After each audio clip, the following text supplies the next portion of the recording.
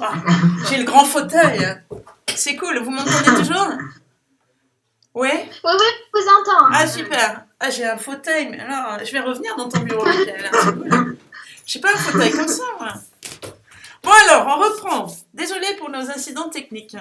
Et entre-temps, j'ai eu un partiel avec la vidéo qui voguait, donc je suis allée faire ça. Voilà. On va reprendre avec Alice. D'accord. Mais qu'est-ce que je disais? Oui, donc moi c'est Alice, j'ai 21 ans. Et voilà, on est à Xiangtan en Chine, c'est dans la province du Hunan, centre sud de la Chine. C'est un petit peu délicat tellement grand la Chine. Et moi, Xiangtan me plaît énormément, vraiment. Et j'ai vraiment pas envie de rentrer tout de suite. C'est trop court, 1 an, c'est vraiment trop court. Sachant qu'il faut rentrer pour faire le stage cet été, du coup, en fait, on a l'impression de ne pas avoir profité assez de la Chine, on n'a pas assez voyagé. Enfin, bon, on est là pour étudier, c'est sûr, mais voilà, il y a beaucoup de cours de chinois, et du coup, voilà. On est très pris, mais très content d'être là. Ça, c'est chouette. Et Cindy? Alors, moi, c'est Cindy, j'ai aussi 21 ans, et je suis très très contente aussi d'être venue en Chine. C'est une expérience vraiment formidable, et comme Alice, j'ai pas envie de repartir, j'ai juste envie de revenir plus tard et essayer d'avoir un travail en Chine, pourquoi pas. Mélanie? Bonjour, moi c'est Mélanie, j'ai 21 ans, je suis actuellement aussi en Chine avec mes camarades. Je suis très contente d'être ici parce que mon niveau d'anglais et mon niveau de chinois sont beaucoup améliorés. Et franchement, c'est une chance inespérée puisque on ne peut pas parler chinois sans vraiment avoir compris leur culture et être immergé au sein de la Chine, quoi. Voilà. Alors, c'est Adrien qui se cache. Le seul garçon. Moi, c'est Adrien, j'ai 24 ans. Et comme mes camarades, je suis très content d'être ici. C'est vrai que ça fait plaisir de pouvoir partir à l'étranger. Comme tous nos profs nous disaient, c'est vraiment une chance de partir. Car une fois qu'on est à l'étranger, c'est là vraiment on découvre d'autres cultures. On est vraiment immergé. Et puis on grandit, on apprend aussi notre propre culture. Parce qu'à chaque fois, on dit la France, on vit, on est français, on a toujours vécu là-bas. Donc forcément, on apprend plus sur la France en étant dans un pays étranger qu'en vivant dans le pays. Donc c'est vraiment intéressant. Et puis, on rencontre plein de monde, plein de gens qui sont des fois délirants, qui sont peut-être étranges pour nous parce qu'ils sont différents, mais pour eux, c'est nous qui sommes étranges. C'est vraiment très enrichissant. Je suis vraiment content de notre partie. Et Laetitia? Alors moi j'ai pas grand chose à rajouter de plus. Bonjour, je m'appelle Laetitia, moi j'ai 24 ans. Donc pareil, c'était vraiment mon objectif quand j'ai repris mes études. Mon objectif c'était de partir en Chine. Je suis ravie, vraiment au niveau linguistique, les progrès sont vraiment très importants. C'est concrètement pour apprendre une langue, il n'y a pas mieux que de partir dans le pays. Et voilà, moi aussi je suis très très heureuse d'être ici. Moi, par contre, j'ai pas envie de revenir parce que j'ai beaucoup aimé la Chine, mais j'ai vraiment maintenant envie de découvrir autre chose. Ça m'a vraiment donné envie de partir et de découvrir vraiment différentes cultures pour faire des comparaisons. Et, voilà. Mais franchement, je conseille à tout le monde de venir en Chine. C'est vraiment très intéressant et surtout partir à l'étranger, il y a rien de mieux. Ok, alors j'avais plein de questions pour vous si vous voulez bien. Je voulais vous demander si vous pouvez vous remémorer quelles idées vous aviez de ce que ça allait être avant de partir. Vous pensiez à quoi? Vous aviez peur de quoi? Voilà. C'est loin maintenant, bien sûr. On avait peut-être pas peur, mais c'était plus l'appréhension de. On connaît très peu de choses de la Chine. Enfin, on connaît ce que l'on peut trouver sur Internet, ce que les gens qui viennent de la Chine nous disent, mais c'est rien comparé à vraiment le pays, à vraiment les gens. Parce qu'on on va pas dire pas mal de préjugés, nous Français de base, mais c'est vrai qu'en découvrant les gens et en parlant avec eux, ben, c'est vrai que c'est totalement différent. On pense que les Chinois, en général, ils sont vraiment timides, ils sont pas expansifs, ils font toujours la même tête, ils montrent pas leurs émotions, mais en fait, c'est totalement différent. Voilà, c'est un peu choquant parce qu'on pensait qu'il veut tenir la façade, qui serait froid, mais pas du tout. Ils viennent nous parler dans la rue, ils font ah salut, comment tu t'appelles, nanana, tu viens d'où? Et en France, si on fait ça, on fait mais qui es-tu? Pourquoi tu viens me parler? C'est vrai que c'est vraiment bizarre. On se dit mais pourquoi en fait on a des barrières comme ça en France et pourquoi on ne ferait pas comme eux? Pourquoi on s'inspire pas d'eux?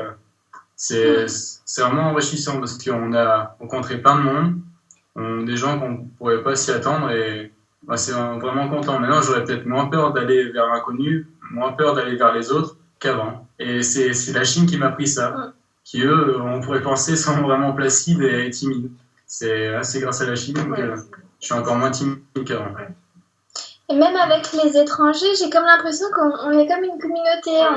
Quand on est en France et qu'il y a des étrangers, ils n'ont vraiment rien à faire de nous. On est noyés dans la foule, ils n'ont aucun intérêt pour nous. Mais là, quand on est en Chine, tous les étrangers, on est on se connaît tous, on va faire des activités ensemble, on s'entraide. Il y a vraiment une communauté entre étrangers.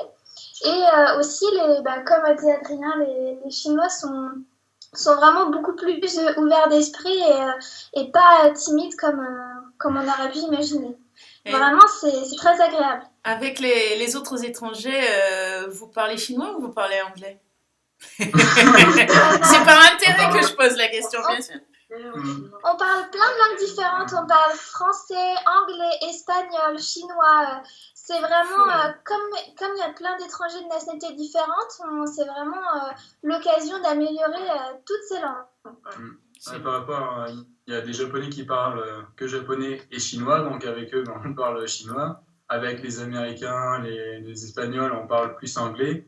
On peut comprendre l'espagnol, mais on ne peut pas dialoguer comme en anglais. En fait, on fait un mix. Des fois, on ne trouve pas le mot en anglais, on le trouve en chinois ou inversement.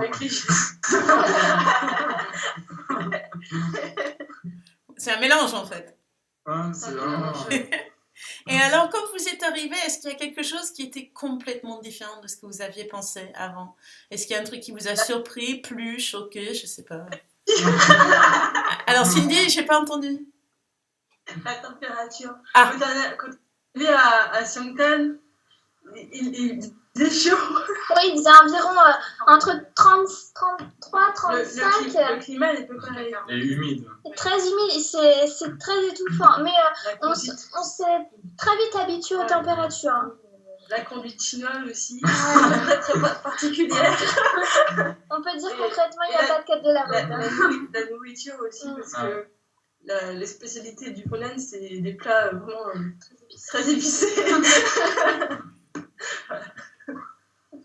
Mais maintenant, vous en mangez tous les jours, sans problème. Oui. Épicé, mais pas, avec plein d'huile, pas digestif du tout. Donc, ça, c'est pas et après, c'est pour ça, dans cette Provence, il y a pas mal de gens qui sont un peu en surpoids, on va dire. On pense que les Chinois, ils sont tout fins, tout, mais non, dans cette Provence, la plupart, mais plus qu'on ne pensait.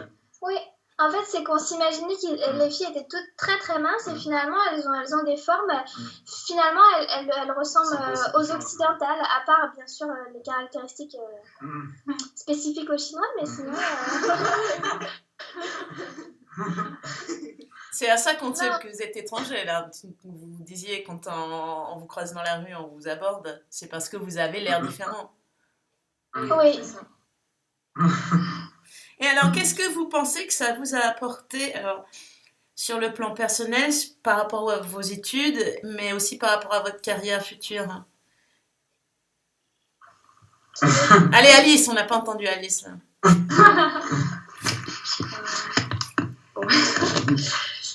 C'est sûr qu'avant de partir, je vais commencer par le plan personnel. Avant de partir, j'étais quand même assez timide et du coup, là, ça va mieux.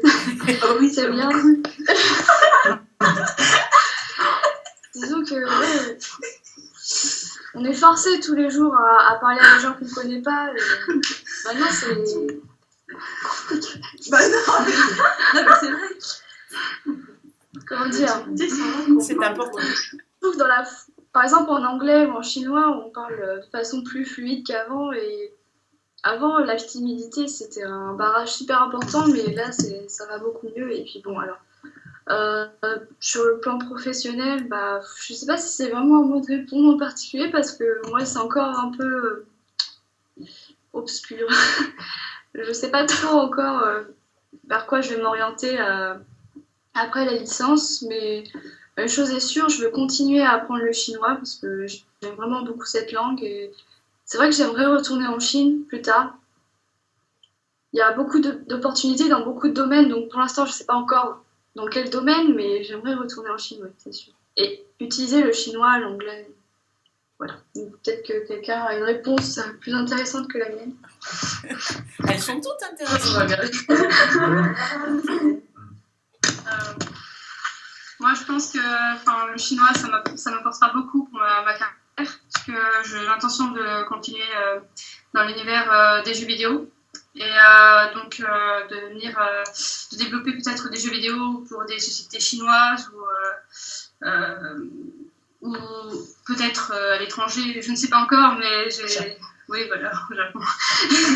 Mais j'ai beaucoup de possibilités avec le chinois qui enrichissent mon CV aussi pour plus tard. Donc c'est très important pour moi. On s'attend au palmarès des jeux vidéo avec développeuse Mélanie en titre. Et quelqu'un d'autre? Merci. On laisse les hommes. Pour ma part aussi, ça apporte beaucoup. Sur un CV, c'est sûr, quand on fait une expérience à l'étranger, c'est indéniable, c'est un gros plus.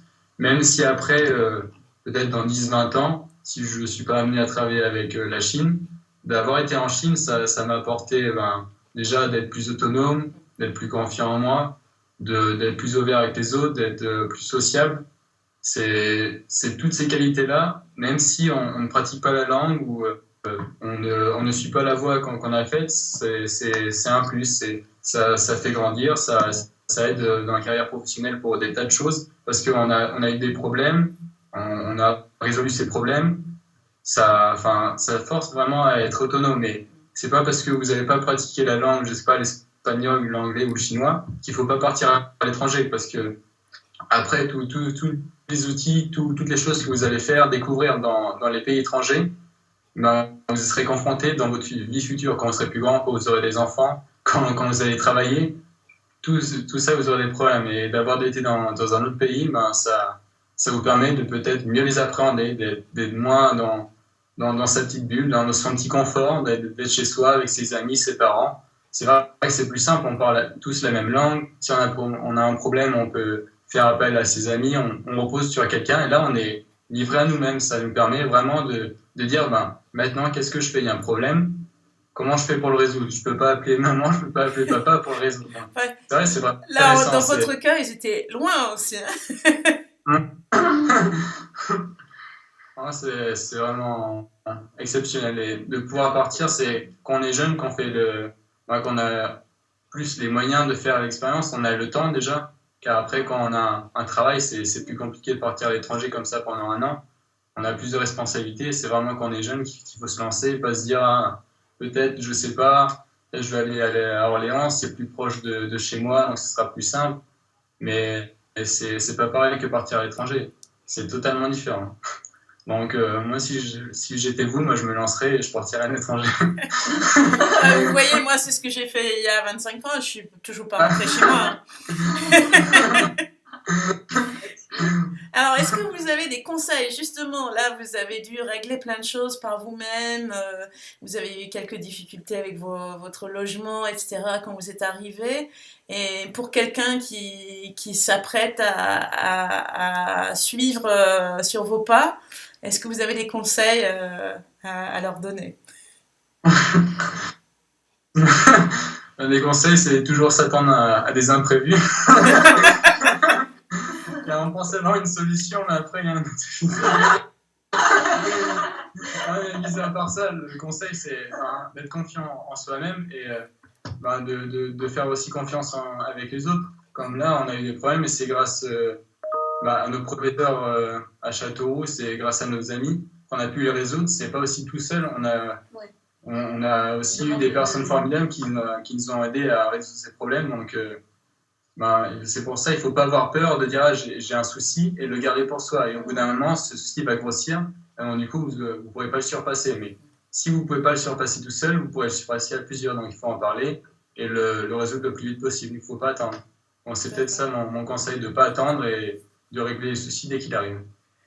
On a fait de notre mieux, hein. C'était parfois un peu compliqué. Hein. Cindy. Moi, mon conseil, si vous partez à l'étranger, c'est de vous créer un cercle d'amis très très proche, parce que ces amis-là, vous allez les garder toute la vie et ils vont vous aider dans des difficultés que vous allez rencontrer. N'ayez pas peur d'aller vers les gens et de leur parler, parce que les Chinois ici sont très ouverts, surtout qu'on a la chance d'être dans un campus universitaire, donc il y a beaucoup d'étudiants, beaucoup de jeunes. Même nos professeurs peuvent nous aider, on a des WeChat de professeurs, on peut aller manger avec eux, enfin, comme aller vers les autres et demander conseil si vous en avez besoin, parce que c'est vraiment important. Justement, par rapport aux enseignants, à l'administration, à l'université, oui. Là où vous avez pu dialoguer avec eux, poser des questions, ou c'était une façon de faire vraiment très très différente de chez nous? Il y a plus de proximité avec les enseignants en Chine qu'en France, je trouve. Ouais. C'est pas forcément ce qu'on imaginerait. Donc, Oui, voilà, justement, c'est vrai. Mais c'est vrai qu'on a leur WeChat. WeChat, c'est un peu le Facebook chinois, là, et on peut discuter dessus. Et c'est vrai que WeChat, c'est quand même plus personnel que Facebook, en fait. C'est quand même plus personnel que Facebook, ouais. Mais oui, ils nous invitent au restaurant pour discuter et tout ça, c'est... Je pense qu'en fait, les professeurs, ils veulent aussi nous connaître personnellement et apprendre... tirer quelque chose, pas que ce soit un apprentissage à sens unique en fait, qu'on échange sur les cultures et voilà. Normalement on a eu des très bons professeurs, on était bien encadrés. Mais ce qui est marrant entre les deux, c'est qu'on peut être très proche des professeurs et en même temps avec l'administration, il faut respecter certaines règles. Oui. Par exemple, si on veut parler le plus haut responsable, il faut d'abord aller voir la personne qui est en dessous, le sous-chef, on va dire, pour pouvoir parler. Il faut peut-être en Chine, il faut laisser parler plutôt les hommes que les femmes. C'est un peu, c'est un peu bizarre, mais heureusement que vous étiez là, alors. Non, c'est vrai, c'est le garçon qui doit parler, et il faut s'adresser aux personnes. Il faut surtout pas faire son calme, même pas. En France ou dans les pays européens, des fois on peut un peu hausser la voix ou s'emporter parce qu'on est vraiment passionné. Mais si en Chine vous faites ça, après ils vont penser à cette personne-là, elle peut pas garder son sang-froid, et après il y aura peut-être une certaine distance avec cette personne. Donc, il faut vraiment garder son sang-froid et pas, même si c'est pour une bonne cause, s'emporter ou un peu hausser la voix, voilà, je suis content, etc. Toujours rester calme. Ça doit pas être évident tous les jours. Ah ouais, c'est pas évident tous les jours. Après, c'est vrai qu'ils ont une image de français assez poli, assez correct, donc c'est vrai que c'est peut-être plus facile pour nous que pour certaines nationalités qui ont plus le sang chaud, ou qui ont plus une image comme ça, mais c'est vrai que pour nous, c'était plus simple. Et franchement, avec les profs, c'est nos professeurs, mais c'est aussi nos amis, comme dit Alice. On peut faire des liens avec eux, c'est vraiment super. On apprend plus, on échange plus, donc ça permet plus d'apprendre. Et vu qu'ils sont assez curieux de nous connaître, durant nos classes, on a une grande partie aussi d'échange. On parle avec nos professeurs sur nos différences, sur notre opinion, sur nos points de vue. Qu'est-ce que vous pensez de la Chine? Qu'est-ce que vous pensez de la France? Et c'est vrai que pour ma part, c'était plus simple d'apprendre les cours de cette façon-là, parce que en parlant, en exposant notre point de vue, on dit de quelle façon je vais pouvoir dire ça, de quelle façon je vais pouvoir penser. Et c'est différent que d'une simple feuille et d'apprendre. C'est sûr, cette partie-là, il faut le faire au préalable. Mais après, de pouvoir parler, c'est vrai que c'était vraiment une chance. C'est vraiment important. Rien ne motive comme le besoin, n'est-ce pas? Non. Bah écoutez, merci beaucoup à vous tous. On voit plus Alice là sur le côté. Elle est toujours là. Et puis vous allez devenir célèbre forcément puisqu'on va le publier sur nos sites de l'université, votre jolie vidéo. Donc voilà, merci beaucoup à vous. Peut-être qu'on refera une fois que vous avez fait votre stage. J'aimerais bien qu'on puisse après parler de votre expérience, même si elle n'est pas en Chine, même si elle est ailleurs. Parce qu'après, du coup, vous avez le côté académique, après vous avez le côté pratique, et après you're unstoppable. Merci beaucoup, merci. en tout cas. Ça fait plaisir de vous avoir, ça faisait longtemps. Oui, de vous voir, vous êtes toujours vivant. À sa face, entre guillemets, c'est vraiment plus plaisant que de s'écrire. Oui, tout à fait, c'est autre chose. Merci beaucoup, en tout cas. Donc maintenant, il faut que je trouve le bouton arrêt sur l'écran Michael. Alors ça va être quelque chose. Merci beaucoup. Bonne continuation. Bon partiel parce qu'il s'approche, non? Oui. Nous, c'est en ce moment, mais bon, voilà, nous, on était pressés. À très bientôt. À très bientôt. Au revoir. Au revoir.